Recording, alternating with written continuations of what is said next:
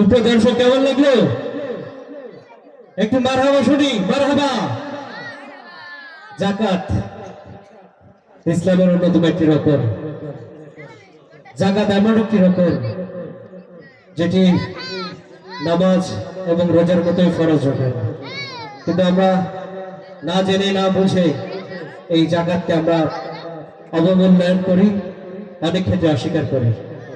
আমরা একটি শিক্ষণীয় নাটিকা দেখব, যাকাত না পাওয়ার পরিণাম। নিয়ে আসছেন আমাদের জুয়েল এবং আশরাফ। যাকাত পরিণতি, যাকাতের পরিণতি নিয়ে আসছেন আরিফ এবং আশরাফ।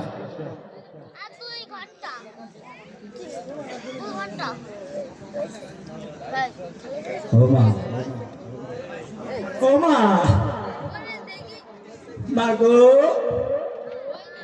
বাসায় কি কেউ আসাও মা? বাবা বাসায় কেউ নেই?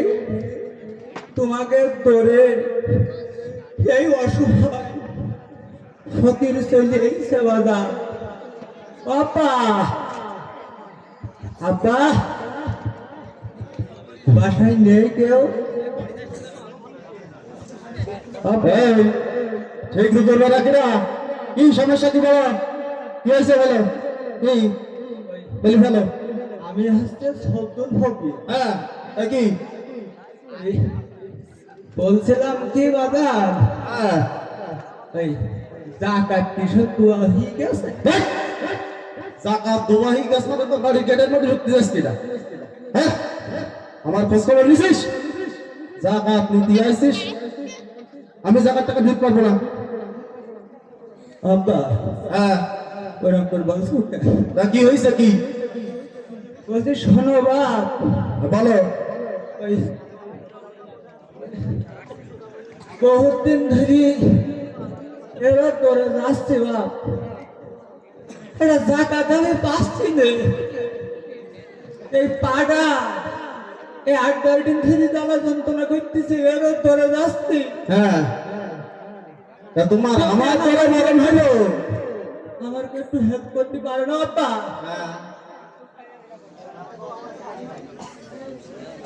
এখন এই যে সময়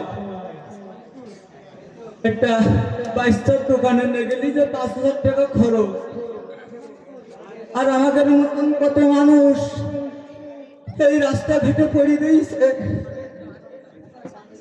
কত পা জ্বালা যন্ত্রণা, কত মাথা জ্বালা যন্ত্রণা, কত মানুষের খাওয়া আসছে না। আর তোমরা যে কোটি কোটি টাকা অর্থ সম্পদের পাহাড় করতেছ বাপ,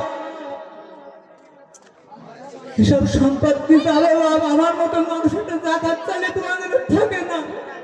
যখন ওই জমি বন্ধক রাখার কথা বলে তখন তোমাদের ছাগল গরু হাঁস মুরগি। তোমার এই কথা শোনার মতন সময় আমার নেই, বুঝেছো? আমি যাকাত দিতে পারবো না। যাও তুমি যাও, বেরো, বেরো।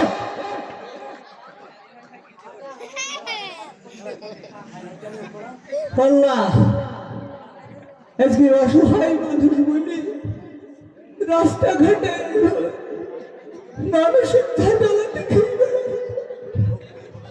আল্লাহ আমার কাছে আমি বিচার দিলাম, আল্লাহ আমার মতন এই অসহায় মানুষ যারা এই টাকা দিচ্ছে না, ফিতরা দিচ্ছে না, যারা এই অসহায় মানুষের পাশে এসে দাঁড়াচ্ছে না, আল্লাহ তুমি তাদের বিচার করো। আল্লাহ তুমি তাদের বিচার করো।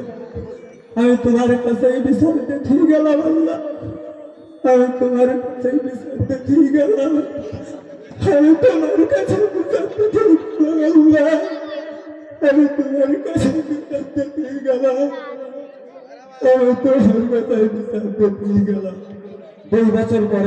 2 বছর পরে যখন মহাজনের কি হয়, বাড়ির মালিকের কি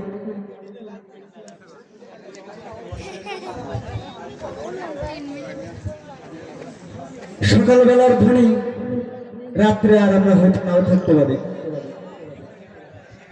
এই অর্থ সম্পদ, দুনিয়ার এই অর্থ সম্পদ আসলে আমাদের কোনো কিছুই না।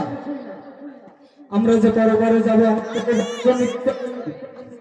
সেটাই আমাদের সবচাইতে বড় এবং বড় পাওয়া। আসসালামু আলাইকুম। মারহাবা।